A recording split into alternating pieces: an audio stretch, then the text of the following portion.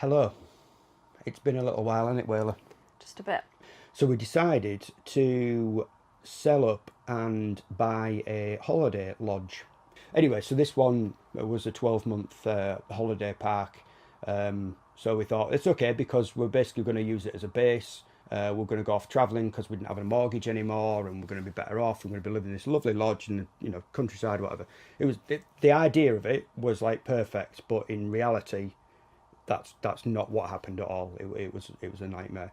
So yeah, so it took some time to adjust. Yeah, probably about a good 6 months. But as we sort of progressed on, maybe sort of a year on, then the site fees went up after a year. Yeah. Thought okay, and then all these little sort of Not extra. by a fair margin, they went up. Yeah, not like in line Not with following, inflation or whatever. yeah, Like I think the regulations that should be followed, 8% I or think. something like that. But anyway, yeah, it went up, quite a bit, and it was like, that's a bit crap. Anyway, so we plodded on. We paid the site fees, and we sort of plodded on for a bit longer. And when you just like you move somewhere, you just don't quite.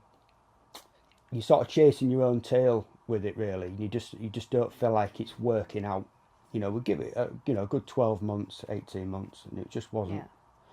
Won't quite get in there. Anyway, there was a few quarrels with some the park and stuff like that. A few things, silly, ridiculous things. Anyway, we decided to sell. We thought it's either the park, it's either the holiday home thing. We don't know what it is. We're just not really gelling with it. It's not like what we had envisaged it to be. So we decided to sell. And as per the sort of license agreement that we signed, you have to let the park know so they can give you an offer. If you don't like the offer, you can sell it yourself. So now, bearing in mind, I'm not going to put the exact figure, but it wasn't far short of 100,000 quid, this lodge, right? They offered us 27,000 quid back after 18 months. So we politely declined. So we said, we'll sell it ourselves. So, which is what we did. We listed it. Now, a bit, I suppose, Anne's up guilty on this one. I don't know if I'm going to put this in, but maybe Anne's up guilty on this one. Listed it. Just thought we'll list it on, Facebook Marketplace. Thought we'd try that first. It's free, obviously. See if we can get any interest on there. Which we did. We generated, I think, 4 or 5 viewings in the first couple of weeks or something like that. Yeah. Ultimately, we actually found a buyer in a very short space of time. I think, to be fair, we found 2. It was just 2, yeah. the others had to sell their house. They had to sell their house, didn't they? Which, to be fair, now is probably a blessing for them. Yeah. Anyway, then about comes a letter. Not posted to us, posted to our registered address, which is Michaela's mum's. That's where we are now. Saying you have breached your license agreement and you have 28 days to remove your lodge from site. Yeah, not just pack up and leave, actually take the caravan Take or the the whole lodge. thing. Disconnect it. As Oh, well. yeah, sorry, that was it. And pay a disconnection pay a fee. disconnection fee, 2 grand, 1,500 quid, whatever it was. So that wasn't a goer. So we, in the meantime, we still had this buyer. But we obviously couldn't do that with it. They wouldn't allow us to sell it to him. They said, nah, get off. Anyway, at this point, I mean, a few weeks had passed maybe. Anyway, at this point, we were like, we need to get some legal advice here. And that's when we found ECC. And we'll put a link to those guys in the description. And it's not a plug. We're not sponsored by them. We're not getting any commission out of this or anything like that. But we're just telling you because that's who we used to get some money back, basically. So yeah, we started the process with ECC. The eviction was set for it was the 26th of April. We had to get out of there because it was getting very, very intimidating. We felt I put CCTV up, Change the locks. change out locks. I work from home, in my day job, and I was just having all curtains shut. I just I didn't want to see them people. I didn't want to hear from them. I was worried, genuinely worried about, because they said, you see, if you don't move it, we'll dismantle it. You know, we're having sleepless nights over it. We didn't know whether someone was going to rock up in the middle at night and have all electric and water and everything turned off. You know, we just didn't know. So anyway, Michaela's Wayla's mum said, you know, come here. So we literally hired a van, packed everything up, moved it into a storage container, and we came here, and we've been here ever since. I think sort of before that, with the sort of the legal side, yeah, obviously then you look into the license agreements and the amount of, I would say like flaws, but it didn't, like none of it really made sense. They aren't worth the paper they're printed on. It was just sort of, well, it's like a template. Yeah, Is that what you think? Yeah, but it's sort of they kept coming back to us and giving examples of how we've breached, yet they weren't doing this, that, and the other. So I mean, I've made sure that I went round the whole park. I was taking evidence of like no speed limit signs, just anything that I could find, like looking through. Yeah, everything. All these, you know, you're not allowed to have bird feeders. It's like we had about 3 or 4 people that had bird feeders. I've just taken evidence of anything and everything that I could, to the point, and also making sure I was messaging on WhatsApp. Gathering that evidence is, I think it was needed for the solicitors. Yeah. It helped in our case. Yeah.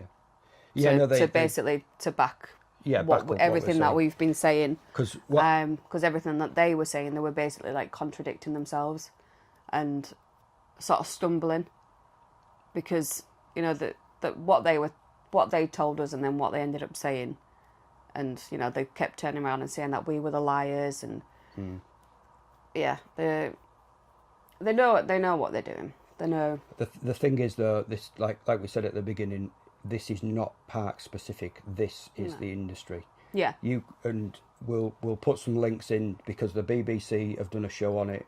The Daily Mail and the Daily Express have both done. The journalists have done articles on it.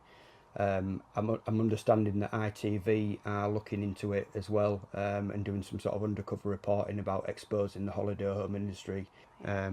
But I'll come back to that in a minute. But yeah, so ECC, European Consumer Claims, they started off specialising in timeshare scandals back, 10 years ago, or whatever. But anyway, they got wind of the holiday home industry, and they've actually shifted focus to that, because they speak to people on a daily basis that are in our position, and have helped numerous amounts of people. We didn't really know which way to turn. We didn't have a lot of options. We needed somebody that specialised in this. We did seek local solicitors. They were quite honest and said, we don't really know about this industry. We needed someone that was very specific about this. So we hired ECC, and they've got their legal team that sort of take care of it from there. I mean, we had to pay, but it was either that. Well, there was 3 outcomes. We either pay ECC to try and get our money back, we moved the lodge off the park, which wasn't doable, or we sell it back to them for 27 grand. So we had no choice. We had to pay the money to try and get our money back. They knew what position we were in, from the start. So they thought they had over a barrel, and even when we said we've sought legal advice, and this is basically what we're going to do, and they just sort of brushed it under the carpet. And I think they thought that we were lying, and they told us that our legal advisors were wrong. Yeah. And I'll tell you, right, okay. There's a couple of interesting points. So we did extensive research into our rights before we hired ECC. And there's two acts that come into play, and it's the only two, because this whole industry is completely and utterly unregulated, that are out there to get people's money, to get you in, yeah, find a reason to get you out, so they can recycle that money, because that pitch to them is worth, it could be worth 100,000 to them. When they plonk a lodge on it, or a static caravan or something like that, they can just keep recycling. That's what they want, quick turnover, so they don't want people that are staying for 20, 30 years because the pitch is too valuable to them. They want you in, rip you off and get you out, and that's what they do. So it is the whole industry, and it's completely unregulated. But there are two acts that are important. One only applies to residential. If you're a residential park owner or looking at a residential park, it's the Holiday Homes Act 1983. You are covered under that act, and you have a lot more rights than if it was just a holiday park. Okay, so residential is that is a lot better, but they come with a price tag.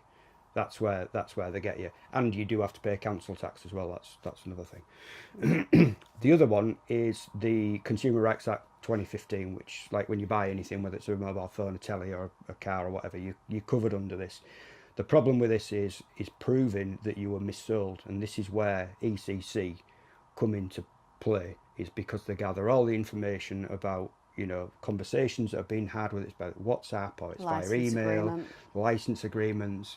They compile all that and sort of basically determine whether you've got a case for mis-selling, which in our case they determined that we did. Yeah.